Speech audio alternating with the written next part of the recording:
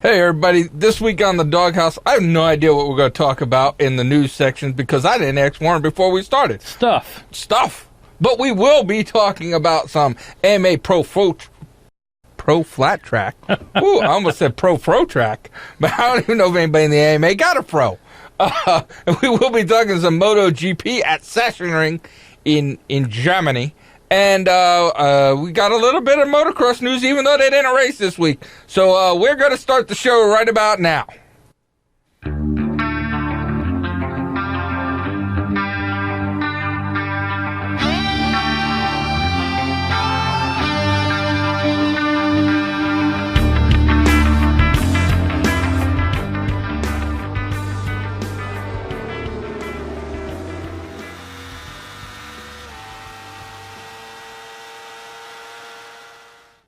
Welcome back to the DawgHouse here on ntnradio.com.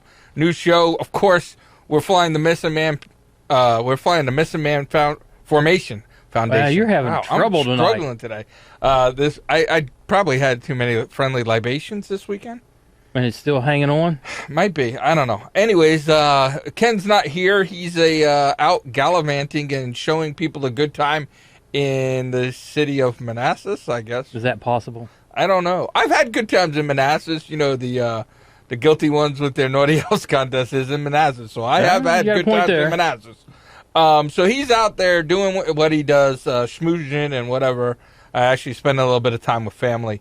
And so you got Warren and me here. And, of course, Ali Durka on the board, where I just found out he got a great nuclear arms deal today. Yes, so he did. Congratulations for you. Yay! And he's able to get yellow cake in his basement now, and 6 months from now, you will.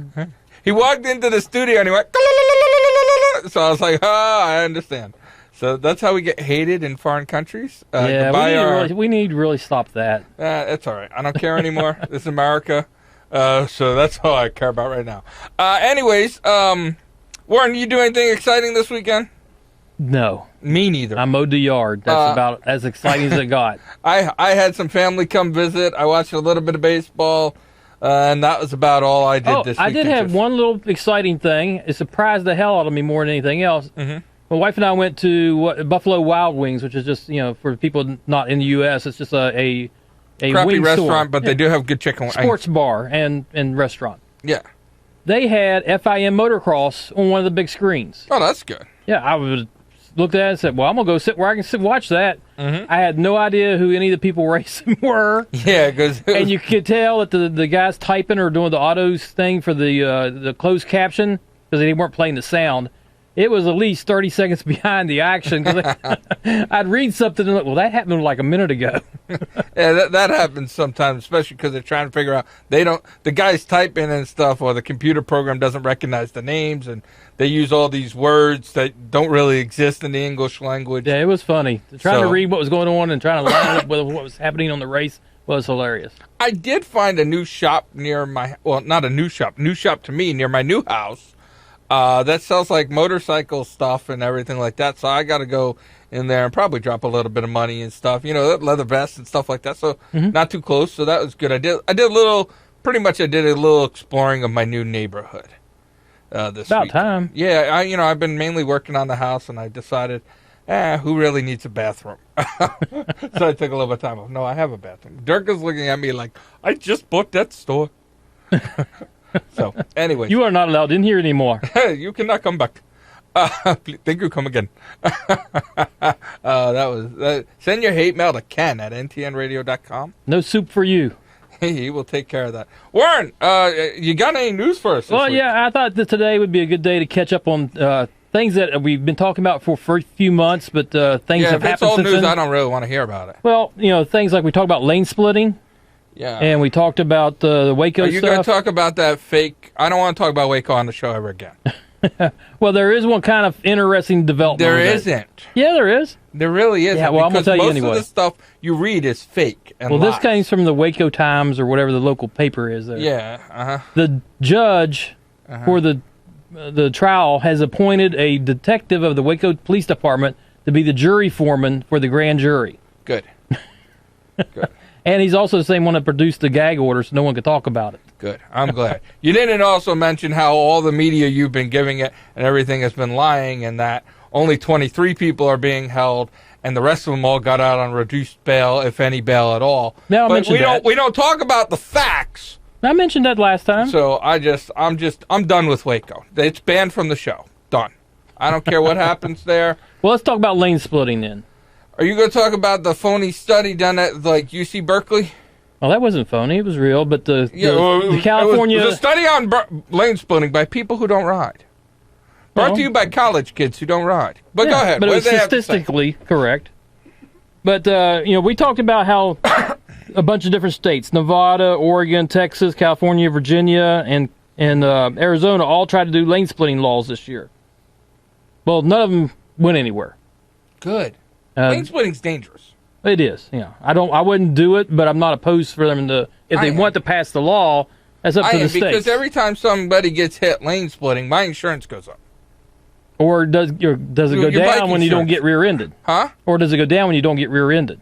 No, but it keeps going. It's like because my gosh, there's more crashes, there's more of this. Here's why I say the study's Berkeley fake. Thing said. Here's why I say the Berkeley study's fake. Do they have real numbers and everything? But their statistics are showing how bikers are less likely to get hurt when lane splitting at a proper speed.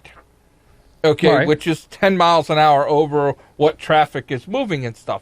But yes, in stop and go traffic, bikers, it's very rare that somebody, most of the time in stop and go traffic like that, when guys are lane splitting, people get bumped and knocked off the bikes. The number of accidents is higher than the number of injuries. Well, not according to the statistics, but there's statistics and there's lies and there's damn lies. There's statistics. Vice versa. Yes, there's statistics that want you can make statistics say anything you want. Yeah. And that's the problem I have with all those things. And listen, if you're a listener and you do lane splitting, be careful. Have fun. You know what I mean? Listen, if I don't agree with the guys who go out there and pop wheelies at 90 miles an hour on interstates, because I like living. If you like the rush, I'm not going to stop you. But when you die, I'm not going to have a memorial ride for you either. No. I know that's a dick thing to say. Dirk just looked at me like that's a dick thing to say. But it's like you're doing stuff that's intentionally dangerous. I'm going to hijack the show for a minute. Did you hear what William Shatner did this week? Is that in your news? He riding his trike across Route 66. Yeah, but the important part of that? I hadn't heard anything beyond that. Oh, see, that's why we got to teach Warren to be a reporter, not a repeater. But he did it without a helmet the entire ride. Went through a bunch of states without it and everything, and taunted the cops whether to come and get him. Well, they should have. They should have. But they all thought this was like some kind of joke in a movie thing. Like all the police departments, because his PR people calling up saying, William Shatner's riding through your jurisdiction with no helmet. You should go arrest him. They should have. But they were like, yeah, whatever. Should we bring our film crew? They all thought it was like jokes and stuff. Well, I know that. But to me, that's completely irresponsible. I don't care if you're for or against helmet laws. If that's the law of the state you're riding in, everybody says, I hate saying this because I just banned Waco from the show, but people in Waco, they all got arrested because of these bad reputations. Well, here you go. You got people going out there intentionally breaking the laws and intentionally bringing that bad reputation to the rest of us who don't have that bad reputation. That's like if I walk into a bar and I punch Durka in the face, everybody's going to say, man, rednecks don't like Durkas. They're going to say that you go to the University of Florida. And something like that. But, so it's kind of like, I'm just, I'm. Yeah, it's a scofflaw. He's flaunting the police. That's not good. Right. Yeah. He did that. And the lane splitting thing, it was a study done by a bunch of people who don't ride. Which should make it more relevant. Because it actually makes it worse because they don't understand anything about riding. Which, it's like the person who says, it's like the person who sits there and says, loud pipes should be banned. Loud pipes do save lives. If you ride, you know that when you hit the gas, that guy in a car that doesn't hear you all of a sudden can hear you. Or feel you if you got the right kind of pipes like I do. So there's that. There's actually value to that. But to these people who say lane splitting, you've been in traffic. people change lanes all the time. You get caught in that stuff. I don't want. And now that it's legal, who's at fault at that? But it's not. I made that's a legal the thing I was lane trying to get change, at. and this guy tried to pass me while I was doing it. That's what I was going to try to get at. It's not legal. California was the only one that made it out of any of the legislatures. Yeah. I'm sorry. It is legal. Blah blah blah. It's not legal in California, but it's not illegal either. Right. It's status quo for that. In Oregon, Nevada, and Texas, Oregon, Texas, and Virginia, it made it nowhere. Virginia, they tried to do a petition on change.org. It only got 3,300 people to sign on the petition, so it absolutely went nowhere. And in Arizona, they passed it in the House, passed it in the Senate, and the governor vetoed it. So that's the closest it got anywhere. Yeah, I know a lot of people are like, lane splitting, but, some Harleys, that's almost 3 feet wide. Yeah, I couldn't do it on my right. big You couldn't bike. do it on your dresser. No. Yeah, all of a sudden, so now it's young guys, and nobody does just the 10 miles an hour over going it, or maybe even if they do, I don't imagine we have anybody out there. Maybe we do have listeners out there that actually don't own a car or have never driven a car and only rode motorcycles. But most of us have done both. Yeah, most of us do both on a regular basis. And the bottom line is yourself as a rider. I know myself. I can lose bikes in my mirrors. Now, do it all the time. I do it all the time. I have a good guess of where they are because I think where I would be. If I see somebody and he moves, I say, okay, he might have moved here, he might have moved there. But, I'm totally against lane splitting. If you do it, I'm not saying you're an idiot. I'm just saying you don't value your life that well. Or your bones, or your whatever. Well, and the New York the New York City Police set up a sting operation to catch lane splitters a few weeks ago. Did you may have seen that on YouTube or something, but for those of you who didn't, they intentionally caused a traffic jam. Just stopped traffic on one of the busiest roads in New York City and just waited for motorcycles to come flying or rolling up through the traffic to get to the front of the problem. And when they appeared at the front of the rows of traffic, they pulled them off to the side, wrote them a ticket, and on a couple of them, they actually impounded the bikes because the guys had multiple tickets or were driving without license. Yeah. So, I'm just I don't pay attention to lane splitting. Just drive the way you're supposed to according to your state. That's the politically correct thing to say. Find alternative routes. When I'm on my bike, I don't like riding on roads that would do that anyways. I've never used it as a commuter. never have commuted on my bike. I've done it a lot. And at times I wish I could lane split because, especially when you got an air-cooled engine. Yeah, no, listen, I can't, probably Durka, but I think we've all had our bike stall out at Daytona Bike Week because it overheated because you're sitting there not moving anywhere. Yeah. But except Durka because he has women with fans come up and fan the bike while he's sitting there in traffic. But it's just one of those things I don't agree with. I think that's one of the things that I think that's where you and I slightly differ. Is I don't like it, I don't agree with it, and don't think you should do it. But if the state passes a law and everyone agrees to it, all right, go ahead and do it. But yeah, I think that's so far. I think no that one's opens the state up for liability. I think that'll be repealed the first time a guy gets killed and his family sues the state for making it legal. So it's quite possible. All right, well, new subject, old subject. Marlon Brando's motorcycle. Yeah. We talked about it a few weeks ago how it was going to go up for auction and people thought it was going to sell for between $200,000 and $500,000. Yeah. Well, what do you think it actually sold for? $14. No, a little bit more than that. 25. $256,000. Yeah. I could go. I mean, how many great bikes could you buy for that? And he only rode it for 13,000 miles. Just because his butt sat on the seat is why that bike went for so much. Yes. That's crazy. Yeah, celebrity-owned vehicles. I know a guy who overpaid for Bill Cosby's cars like a year before all the stuff about Bill Cosby came out. Oh. His car went from worth 180 to 40. I was like, that's funny. What was it? A Porsche. And I also know the people that bought his Cadillac. He had a classic Cadillac. I just crack up about it. Oh my gosh! But that's stardom. Hey, that's But that's a cool story to tell when you're at the bike show. That's a cool story to tell when you're, hanging out at the bar with your friends. It's a cool, I mean, you're not spending $250,000 on a bike you go to ride around and do a 25-mile trip, a 2,500-mile trip on. You lane split with it. Yeah, you're not going to lane split with that. You're going to take that bad boy and you're going to drive it. You're going to drive it to the bar, or take it to a bike show, enter it in there with a picture of Marlon Brando on it, and blah blah blah blah blah, and win some trophies and get all these people looking at it, and some scantily clad chicks get their picture taken on it, and that's why you buy that bike. And you're not hurting for money if you can buy a bike. If you can buy for a bike like that, you're definitely not hurting for money. So that's not that's not going to be a bike that you or I will ever buy. No. Well, Durka might. Yeah, Durka could buy 2 of those probably. But, he'd be like, I give you that in spare change. Yeah, if I was going to buy a celebrity's motorcycle, I'd probably go for one that actually rides, like Steve McQueen or somebody like that.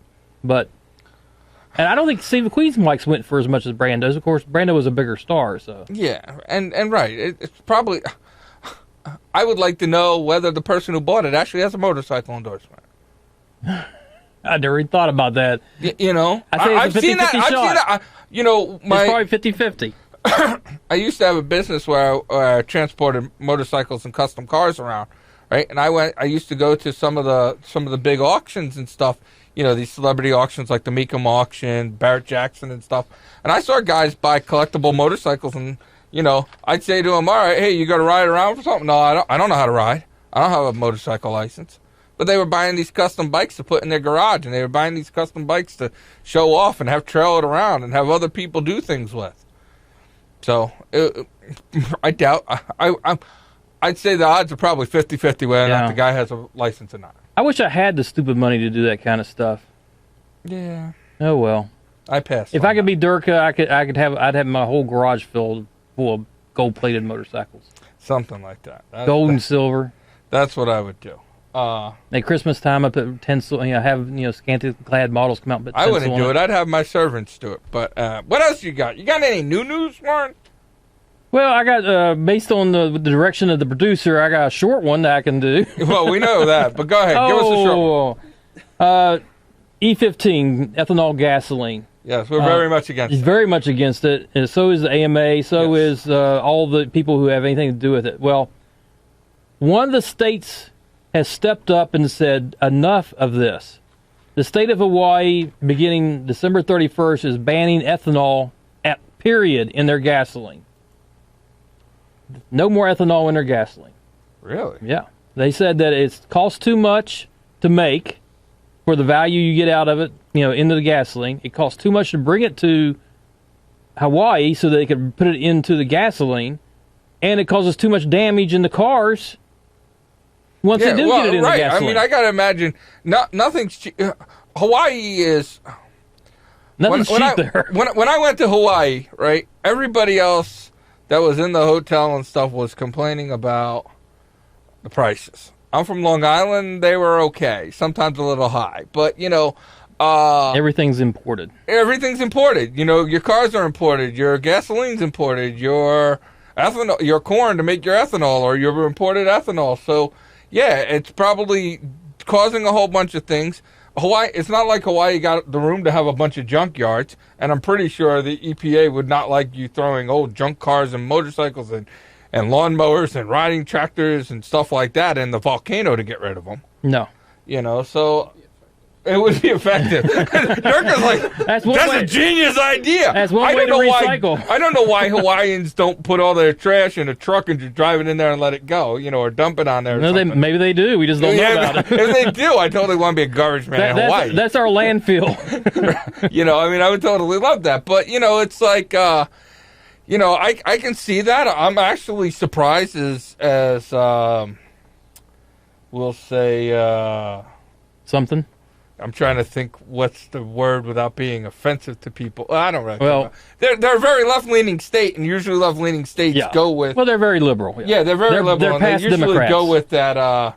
Go with the ethanol. Oh, that's going to save the planet. The planet's dying anyways, folks. Yeah. So screw it. One thing I hope is that because Hawaii stepped up to do this, some other states will step up and follow suit. Yeah, it would be nice. I'm not going to hold my breath, but it would be nice. All right, folks. When we get back, we got a couple other stories to talk about, and then we're going to hit the racing. Some good stuff happening this weekend. So stick around. We'll be right back.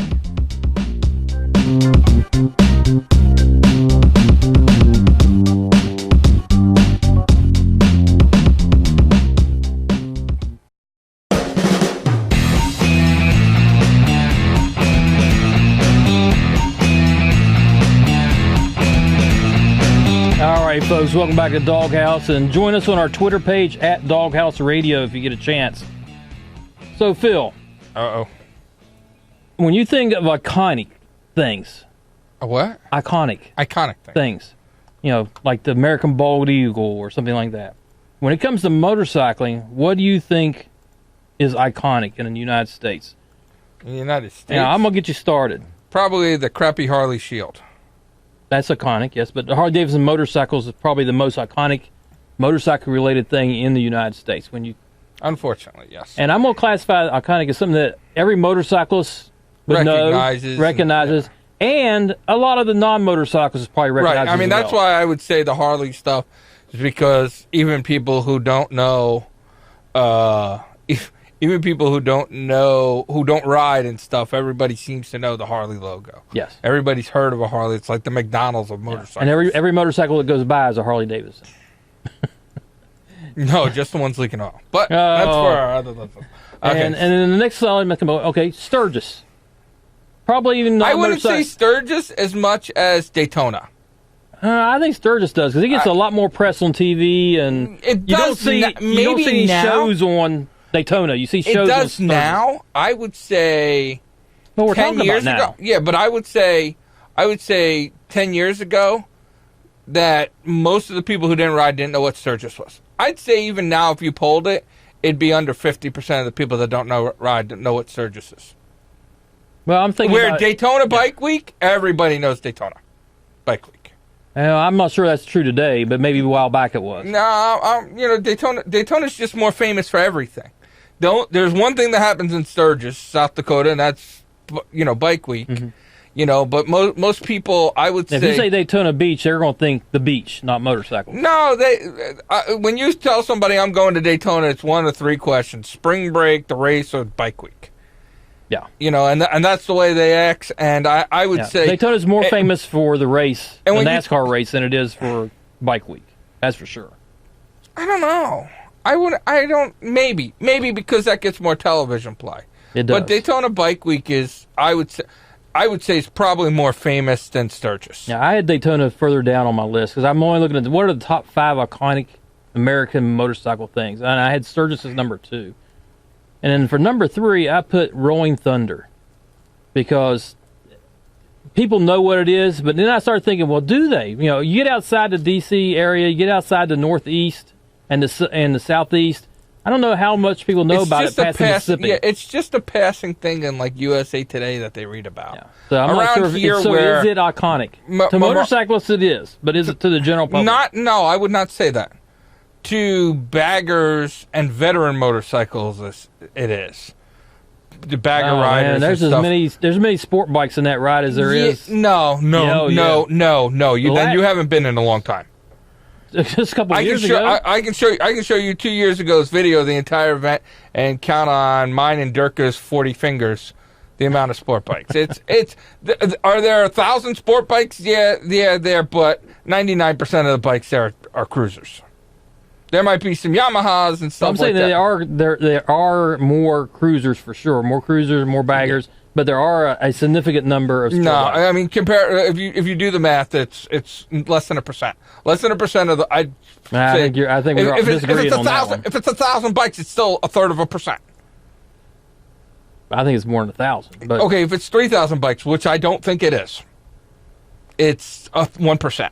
But is it? I don't. At first I thought it was iconic, but I'm not so sure it is. Because none of the sport bike clubs here go to it. We have some of the largest sport bike clubs in the country around the nation's capital, and they don't go to it in force. You don't see any sport bike clubs. It's iconic to veteran riders, veteran clubs. It's iconic to some of the pure Harley guys right, that go. So we can. I kind of agree with you that it's not. But it's not something. It's not something that the average lady. If you ask the average lady walking down the street in Cleveland, Ohio, she might not know what it is. Probably not. She would know what a Harley was, and she would know what Daytona Bike Week was. Well, I think she'd know what Sturgis is as well. Probably not. I guess that's where you and I are disagreeing on that. We're going to send Durka to Cleveland, Ohio. Let's send Durka next door to the sandwich shop and see if they know. Durka, go next door to the sandwich shop. If they know what Sturgis is. And then ask him what Daytona is. Come on. No. No, he's chickening out. He does not like the Spanish people. So, anyways. But you know what? I'll tell you what. You do a poll of you do a random poll. I'll do where I work. There's do a poll. Don't lead them. No, but I guarantee more people will know Daytona Bike Week than Sturgis Bike Week. But go ahead. What else you got? And then I came up with Daytona as my fourth one. And then I didn't have anything past that. I could not think of anything that would be something that all motorcyclists would know. I wouldn't put Sturgis in. I would say if you told me what the 5 most iconic things in motorcycling in the United States were. That other people outside motorcycling actually know Harley Davidson, Evel Knievel. Oh, Evel Knievel. That's Evel Knievel, yeah. Fonzie. I don't think anybody associates motorcycle with Fonzie. Everybody, the leather jacket, hey, he always rode the Triumph Fonzie. It's the beginning of Happy Days. Yeah. Possibly Fonzie, but that's stretching it. I would say Fonzie. I would say, definitely Evel Knievel more than anybody else. How I left Evel Knievel off. More than the bike weeks because Evel Knievel was on TV all the time. Yeah, Wild World of Sports. Wild World of Sports lived off of Evel Knievel and his Kathy Lee. Nobody would know who Kathy Lee. What was it? Kathy Lee Gifford, but I think she was Kathy Lee Crosby at the time, right? Yeah, I think so. Yeah, you wouldn't know who she was if it wasn't for Evel Knievel trying to jump crazy stuff. Well, all the time. Evel Knievel made a lot of people. He did. He made a lot of people famous. Did. And I would say that, it's a shame motorcycle racing here. We have great motorcycle racing between Supercross. Yeah. I would say maybe Supercross might make that.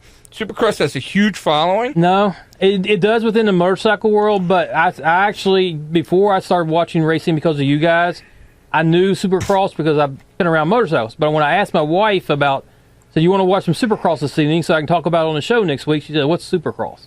You should have divorced her. But so I don't think Supercross would fall into that category. I think it gets enough television coverage that people might know. If it was on ESPN, I would agree with Fox Sports 1 is pulling pretty good ratings. It is, but not anywhere near ESPN. So I don't know. I mean, I wouldn't say Sturgis is iconic to people outside of the bike community. I think you need a blood test to find out what's wrong with you on that because you're going off of these crappy shows on TV stations that have less than 200,000 viewers. Discovery's huge. The Discovery Channel's ratings are falling through the roof. Pretty soon they're going to be down there with NBC. They're just tanking. They're still ahead of MSNBC. You don't like watching sharks eat people and otters?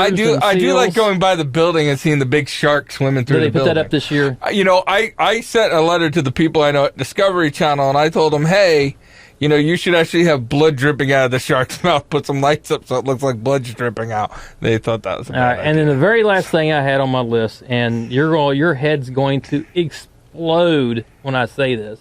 Durka's might, but I know for sure yours will. Well, here's the other thing I will say that's iconic and that you missed.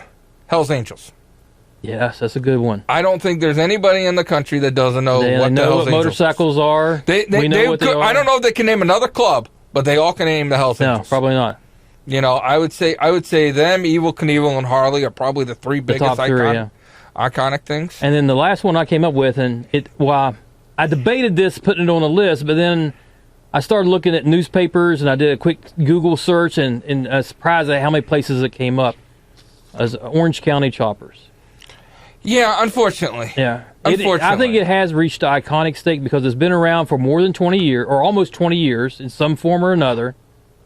It's been on TV. People know the Tuttles. They may not know what they do, but they know who they are. If it wasn't for Walmart, it wouldn't have. But the Walmart merchandising deal they had Did them a huge thing. And did Discovery Channel a huge thing and pushed it out. And at one time they were the top reality show on TV, and they were making big bucks. I thought you would go apoplectic. I can't disagree with that. Listen, I'm not happy saying I think the Hells Angels is the most recognizable motorcycle club on the planet. More so than anything Rolling Thunder or anything like that. I mean, so... I don't know how I left Evel Knievel and the Hells Angels off my list. Well, that's because you're just a rube. They have a fighting word. See? And he's a rube because he didn't come over and punch me. No, I'm just kidding. Yeah, I know what you drive, though. Yeah, I'm good with explosives. I'll flat tires tonight. I'm good with explosives. That's all right. Listen, if you go blow something up, may I recommend my house? All right, so we got Harley Davidson, debate between Sturgis and Daytona. I don't think Durka will not settle by going next door. During the next break, I will run to the next store if you want. I think the Hells Angels and the Hells Angels logo might be as recognizable as Harley. No. Yes. No. As recognizable as Evel Knievel. Oh, I don't know about that, but definitely as recognizable as Harley. I said, and Evel Knievel, and then the OCC is what we came up with. And the others got discounted for one reason or another. Yeah. Because they're not well known by everybody else. We're not. When Ken gets back, I want to have a discussion with him about the difference between American motorcycle race fans and the American public view on motorcycle racing versus the European and the Australian and every place else in the world. One thing in America we do is we seem to root against our own people. And Ken's one of them. Ken hates everybody. And it's like I was watching MotoGP this week, and Rossi took the lead, and there were all these Italians there over in Germany watching, and the place goes wild, and the Rossi fans go wild, and Marquez takes the lead, and the Spanish crowds go wild, and it's like we get over here, and it's like, oh, we'd rather somebody else win than an American. I don't know. To me, that's kind of sucky. But yeah, I would say those would be my top four, and I don't know if there's anything else iconic in motorcycle racing. That's why I struggled after I got the first 3 or 4, but then you added a couple to my list. So yeah, I mean, I would, Fonzie. I'd say maybe Fonzie. Everybody knew Fonzie as a biker. Well, I would say maybe 20 years ago that'd be a true statement, but I doubt my daughter, who's 20 years old right now, knows who Fonzie is. If she doesn't, you're a bad father. I mean, you did not raise her good. I know my grandkids. Sunday, Monday, happy days. But I know my grandkids don't know who Fonzie is. I would used to say that about the Dukes of Hazzard, and then the channel TV pulled them off. If your kids don't know who the Dukes of Hazzard are, you never let them skip school and fake being sick. Yeah. All right, well, that's all I got for tonight. Do you got something you want to talk about? I got a ton of stuff that's actually new news instead of wasting our time on that old crap. I don't like old stuff. Old stuff is for newspapers. We need updates every now and then. No, we don't. Old stuff's for newspapers. Does the name Declan Tromley ring a bell? Declan Tromley? Yes. Oh, I can't say that it does. All right. He's a 3-year-old in Nova Scotia who actually got a ticket for riding his plastic motor scooter into a no parking zone by a ferry loading thing. It's all over Instagram. It's all over Facebook. It's all over Twitter. And they actually did give him a ticket, but there was actually no writing on it. So what that did prove is the 3-year-old is smart enough to ride a motorcycle, and the cops aren't smart enough to write. So we got a good thing there. You can send your hate mail to Ken at ntnradio.com if you're a law officer that knows how to write. Prove it and tell off Ken. I talked a little bit about the Shatner ride, which was 2,500 miles. He was supposed to do it on this bike. The Rivet. The Rivet, right. Some kind of trike that looked futuristic and was kind of cool looking. Yeah, it was kind of cool looking, but they found out it couldn't turn. Who builds a bike that can't make a turn? Are you kidding me? No, that's why he rode a Harley Davidson trike across the country, is because the other bike would not turn. Are you? I cannot believe that. Damn it. That's the first time I've ever done that on the show. Yes. I can't believe they built up this motorcycle, this trike, this Rivet bike so much over the last few months. You saw it everywhere. Facebook, Instagram. You saw it in the newspaper. USA Today had it in their thing. And he didn't ride it because he couldn't make a turn. It would only drive in straight lines. Holy crap. Well, that just shows you what happens when you don't, I actually met a guy who bought a bike, who asked these guys to build him a custom chopper during the big custom chopper phase, and he had the cash to do it. He put down $50,000 at Bike Week. went home, flew down to Texas, had me shipped down all his buddies' bikes to go riding. He got on the bike, rode it 1.5 miles, brought it back, said, I got to sell this thing. Anybody give me $15,000 for it. They just signed over a check for $50,000 for it because he didn't specify he wanted suspension. And the idiot's building the $100,000 bike down in Texas, and I will leave it at that. Build him a hardtail. It's a 50-year-old guy. You're an idiot. You know, he should have bought that company and fired all those people. But there's no way I could ride it. I ride all the time. There's no way I could ride a hardtail today. Right, exactly. You know, I mean, who even builds it? Someone's giving you $100,000 to put suspension in it. You're still gonna make money. Yeah, a lot. You know, so that's just my thought. Durker, you're looking at me like you're mad. So I want to talk about El Chapo. You know who El Chapo is? Does anybody know? Do you guys not have Google? Do you not read the news? He's a drug lord that escaped out of a Mexican prison. Yes! Joaquin Guzman escaped from the Altiplano Maximum Security Prison in somewhere's Mexico. Did you hear how he did it? With a tunnel. Did you hear what was in the tunnel? A motorcycle engine. On rails. Instead of the old laundry cart out the tunnel thing, this thing was pretty much a motorcycle built on rails. You get in it, nail the throttle, and go for the mile to pop out the end of the tunnel. A good job, security guards, not noticing a mile-long tunnel being dug. Oh, you know for a fact they were in on it. Somebody was bribed. But yes, he did escape on a first prison break we've ever reported about on a motorcycle. Out of the prison. Rode the motorcycle underneath the prison. I can just imagine the conversation of the guards bringing the motorcycle in. So, okay. No. I think they rolled it up the tunnel and left it there for him, and he just got down there and popped. Woo! You know, I do believe they say that you could hear through echoing out of the hole. Brap! You know, so he was good to go. Durka's looking at me like I'm all screwed up. But you know, I thought that was kind of an interesting story. I like that because, you know, I mean, that's entertainment, and then that's you know, that's balls. How you gonna escape? I'm a motorcycle. I'm gonna ride my bike right out of my prison cell to freedom. The only thing that'd make that better if it was like custom painted and and it might have been. We haven't seen pictures. Yeah, I haven't seen a picture. I would not be surprised if it was like custom painted. Maybe had, you know, like a flag on it. Chapo. Yeah, El Chapo with the quotes around it. You know, that'd be kind of cool. So I watched a video. Somebody posted a video to my page, and I was watching this video. And what I've learned is if you live in King County, Washington, and you know a guy, Eugenio Sirocco, don't steal any of his friends' bikes. Because he pulled up to his friend's house, and as he's like getting there, he sees a guy jump on one of his friend's bikes and takes off on it. Stealing. They were stolen right in front of him. Stolen right in front of him. So he chased him down. Got up next to him. When he got next to him, he just kicked him over. That guy did a header into the curb. Bike kind of slid. It had a little bit of damage, but wasn't gone. You know what I mean? And the criminal had a broken wrist and some bruises and stuff like that. Rash. And the cops didn't arrest Mr. Sirocco, which I'm glad. They didn't arrest him. They did not but now there's a bunch of liberals out there saying, well, that guy used deadly force to prevent a motorcycle crash. To his theft, he should be arrested. No, he did the right thing. I don't know, you know, I mean... You're just making that last part up? No. You got to be making that up. No, they are really trying... So they wanted to let the guy who stole the bike go free, but the guy who's prevented his buddy's bike from being stolen, they want to arrest. He should be arrested for using deadly force. I don't think he was using deadly force. If he was using deadly force... He would have hit him with a bat or something. Or did he have a concussion or, you know... No, the guy had a broken wrist.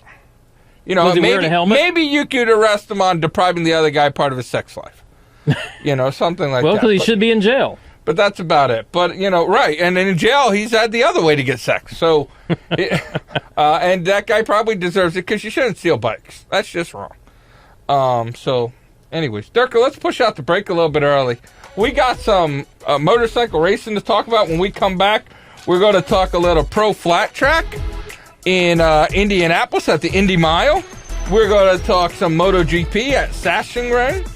The motocross did not race, but we do have a little bit of motocross, supercross news, kind of, so to speak. And we got a big weekend coming up. So you are listening to the DawgHouse here on ntnradio.com. We'll be right back.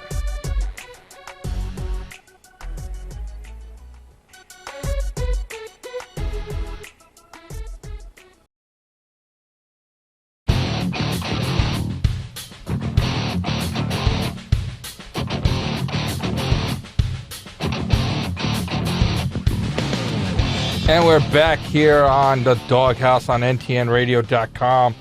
I don't care about our Twitter and Facebook anymore. I don't care if you go to it or not. Download the show. That's all I really care about.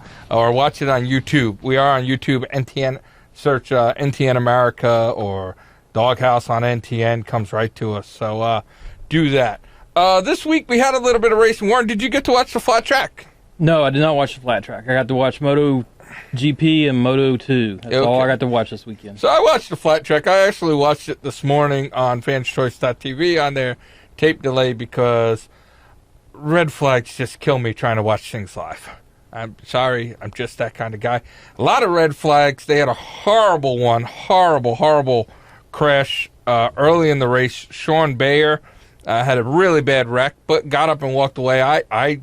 I'm shocked that he got up and walked away. It was that bad of a crash. What did he do? Run into the fence or something? Yeah, he lost it in the soft dirt, and he hit the fence, and then he, flipped over. I don't know how some of the other guys didn't hit him. He flipped over, and the way he, kind of landed on his head, and he was at first slumped in a pile.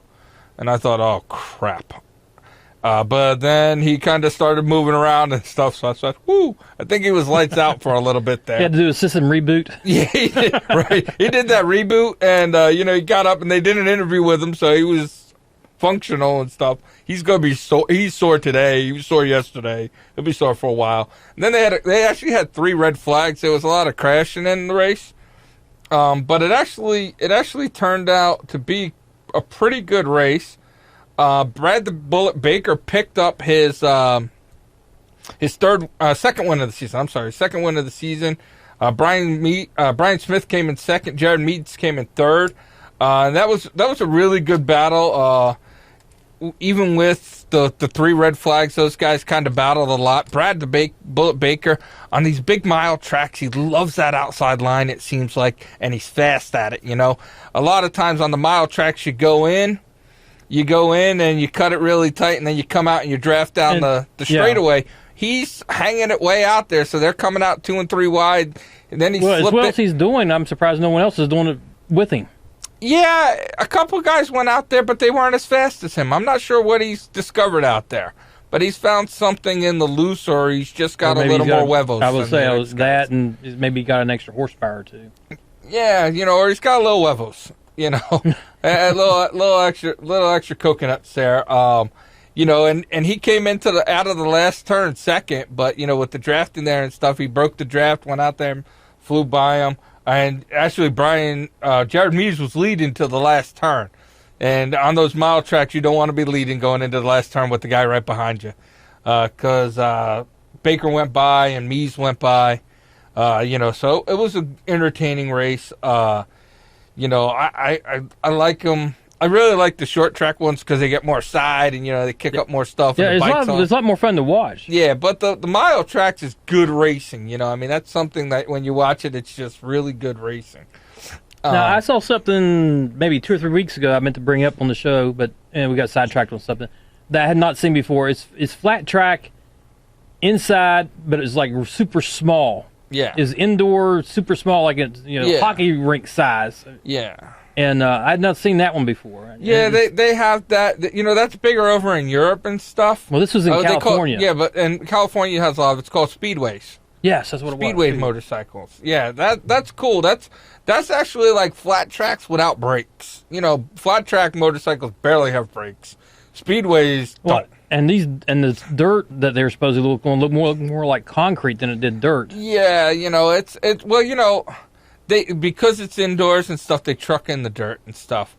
So it's not like the outdoor textures. But even when you get to, I don't know if you've ever been to a dirt track, right? But when you get to a dirt track, car racing or flat track racing, they lay down rubber. They lose rubber on the tires, and you'll get black sections. Mm-hmm. When you walk across the track, or when you're out there and you're messing around with the track. I mean, when I was up at Hagerstown, I gotta go out there and feel the texture of the track. And roll around on it. And it's hard. It's hard. You gotta smell the dirt. You can get into it.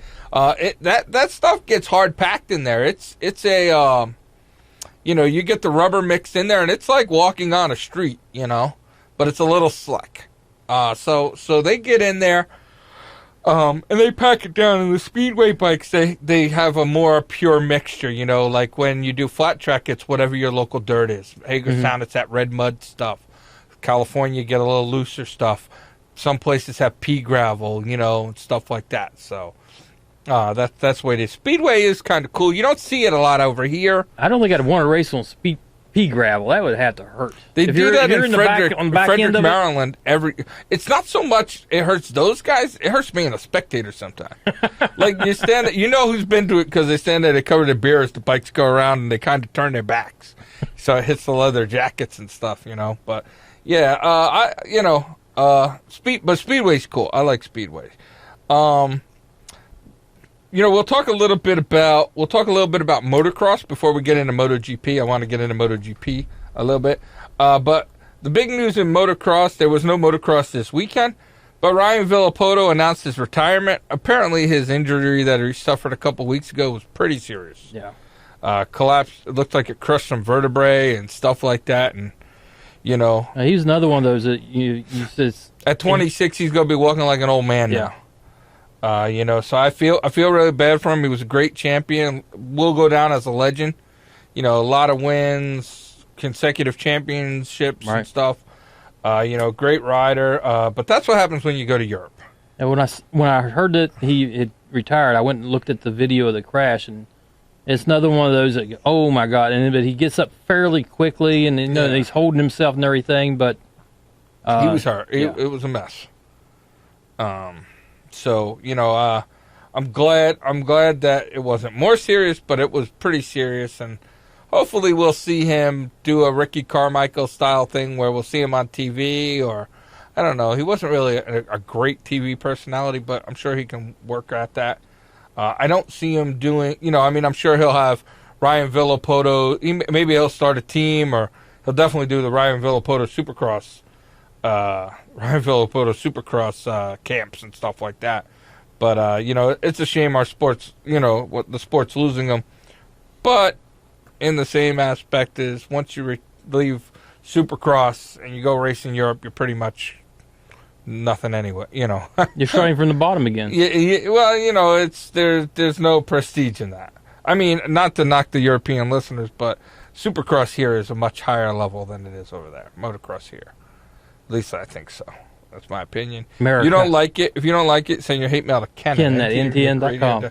ntnradio.com. Don't send it to the wrong Ken. Well, did you also hear there's one of the our primary riders on our motocross is out for at least one race as well? Oh, Adam Cianciarola? No, Will Hahn. Will Hahn's always out for a race. Well, he's out for. I don't even like reporting on that. I like Will Hahn as a person. I like Will Hahn as a rider. I think Will Hahn should retire before he gets seriously hurt because he's hurt all the time. Yeah, he's hurt again. He's going to miss the next race. And Adam Cianciarola is out for the season because of his shoulder injury at the last race. And he's another one. He's 18-year-old kid who's now missed. He's going to end up missing the better part of 2 seasons because of injuries and stuff. I mean, it's a dangerous and it's a tough sport, you know. And part of you got to say when's when, you know. When's enough? Yeah, it's like Trey Canard. I love Trey Canard. He should retire before something bad happens to him because he's been as close as you can get it several times. Yeah, this last one was pretty bad. So you know, so I kind of hope. Well, I don't hope, but I mean, I hope Cianciarola gets better. I hope Will Hahn gets better. But you know, it's a dangerous sport, and some of these guys. It seems to be once you get injured, once you get that bad injury, then you get injured a lot. And at that point, I think Ryan Villopoto is doing the right thing by walking away. It's a cumulative thing, even you know. And plus, as you get older, it's harder to recover. Even though you might be 26, it's not the same as when you were 18. Yeah, and you know, so he's taken his fair share of beatings. You know, so you know, the sport will miss him, but I'm sure he's going to show up on Supercross on Fox Sports 1 or whatever. Oh yeah, I can't imagine he's not. This week, the boys of MotoGP were over there in Sachsenring, Germany. In Germany there, and racing around a little bit. No surprise in Moto3, Danny Kent pretty much walked away with it. I think he won by like a day and a half. I saw the very end of that, so I don't know anything more than what you just said. I mean, it really, he got out front. There were good battles from, I believe it was third through like eighth was all pretty close, or maybe a little further. Might have been a little further back than that, maybe ninth. We're all really close battles with Bastianini, Finati, Antonelli, Navarro, Binder, Masbu. It was all good battling, but Kent walked away with it. Efren Vasquez broke away from that other group, and those guys are doing it. You got Kent's leading the championship series by almost 70 points. Like 66 points. He's pretty much walked away with it. He's got one hand on the trophy already. Yeah, I pretty much expect him to get a ride in Moto2 next year. Move up.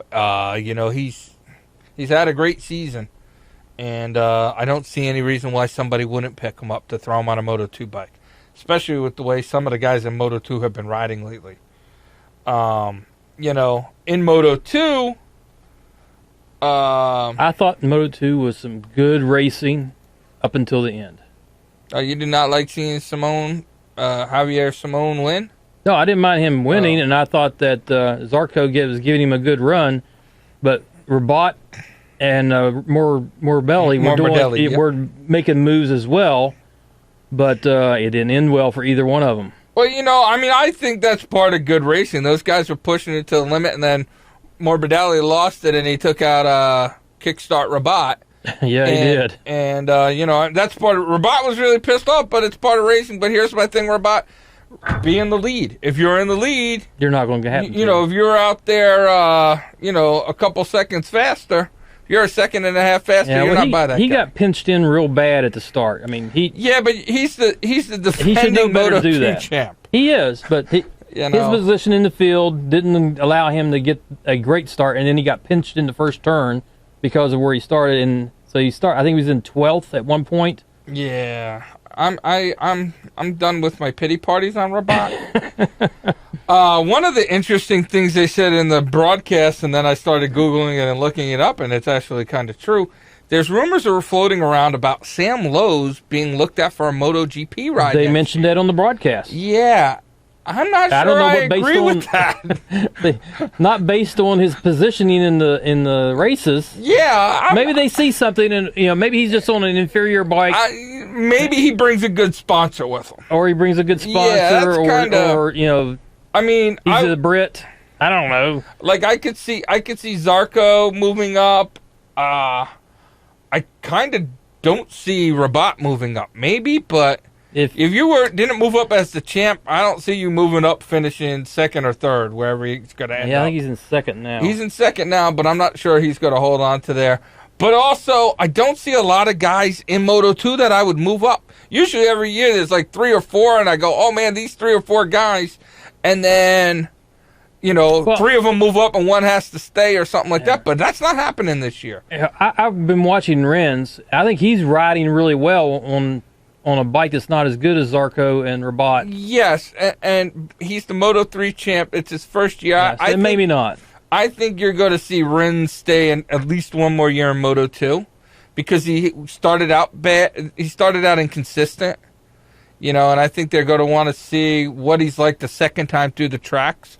And I think the ride he gets offered now won't be as good as if he stays. And I think Rins has the potential to win a championship. I think if you told me right now my favorites to win the Moto2 championship for next year, it'd be Rins right now. Yeah, he's riding real well. He's riding really well. Zarco has such a lead over everybody, and they don't do anything to help themselves out. Zarco's like 65 points out on these guys, and Rabat gets close, and then he gets not to any fault of his own. It's racing. Yeah, he got DNF'd again. He got DNF'd again, and sometimes when you have those seasons, you have those seasons. Yeah. In MotoGP, that was kind of a very interesting race. I don't think it was much of a race except for like 4th, 5th, and 6th. Well, it wasn't. To me, it was a race because Jorge Lorenzo jumped way out, and this was a tire management race. The Hondas were on the harder tire. They went with the stiffest compound they could, and the Yamahas didn't. And that surprised me because normally Rossi will go the hardest tire you can. So that kind of surprised me. And in the beginning of the race on the softer tires, before they wore out, Lorenzo was fast. He was. And he was out there and he was leading, and Rossi was fast because he was, he did his normal, I'm not going to qualify good. But Marquez was right there with him, though, even though he was on the hard tire. Yeah, and he was on the hard tire, and that's usually what happens, but usually you can put a gap on guys. And Lorenzo had a gap. At one time, Lorenzo had a gap. Not a huge gap. I would say not much of one, but he had a gap. And then Rossi came in and battled with Pedrosa and stuff, and Marquez finally caught up and got past Lorenzo, and I think it was lap 9 he took something like that. He took the lead and never looked back. Yeah, but he got a 2-second lead, but most of that came towards the end when Pedrosa and Rossi were battling with about 8-9 laps to go, something like that. 7, 8. So they were in that area where they were battling, and that tore up Rossi's tires to a point where he had to let Pedrosa go. I think he did two things. He couldn't compete anymore because of the tires, but he also realized, points for third is better than no points at all. And points for third and finishing ahead of Lorenzo. He picked up points on Lorenzo, and that's the important part to him right now. And I think if Marquez is going to be strong, he's pretty far back there, but he's not so far back that Rossi can have bad races and win. Right. But if Rossi pulls seconds and thirds behind... And now that he's had the old chassis with the new engine, the last 2 races, he's looked very strong. Yeah. He might have won the Assen race if they haven't touched.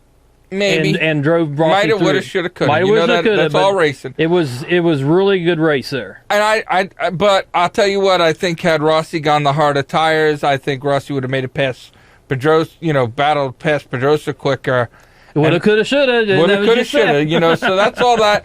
But I think Marquez might be, if you had to say right now, if everybody stays healthy, Marquez might be the reason Rossi wins the championship and not Lorenzo. That's a good take. That's a good take because he's going to play spoiler in a lot of races. He's going to get that win, and Lorenzo seems to eat his tires up trying to get away from Marquez and battling with Marquez. And if Rossi's just coming up and coming through or gets out there with them... Well, Rossi has to win some races because if he just finishes second, third, and there's a good chance that Pedrosa could, if he get a couple wins... Not Pedrosa, Marquez. Pedrosa got no chance. I got more points than Pedrosa does. I don't know why I said it. But you're right. Marquez still has a chance to get back in it. Rossi still has to run hard to win. Yeah, but, they're at the halfway point in their season. So, it's not an insurmountable lead. No. But, I think Marquez will be the spoiler on Lorenzo. And I think that would be... and what happened to the Ducatis? Dovi has DNF, the last 2 or 3 races? Yeah. And Iannone has finished okay, but not anywhere like you thought they were going to based on the way the bikes were performing. They're in tracks that don't favor them. Right now they're not in the big tracks. But Circuit of the Americas is this huge track, and there's big straightaways. And those things kill everybody on the straightaways. You're in these tight little European tracks that are twisty-turnies and short straightaways and stuff where that big power advantage on the back doesn't gain, in Circuit of the Americas, it gained you enough speed so that when they passed you in the corners, you had enough speed that when they were catching you in the corners, you were evening out at the end of the lap. You're not doing it now because you don't have the straightaways. They got a couple other ones with big straightaways that'll do it, but you don't have the straightaways right now to do it. You're on the smaller tracks. Ducati, we talked about that earlier in the season. Ducati's not going to be that strong in the shorter tracks, at least in my opinion. And he still had 5th place behind the Hondas and Yamahas, but, he was behind the Hondas and Yamahas. Anyways, I guess that's about it for the day. We will wrap this show up. We'll be back next week. Stay tuned.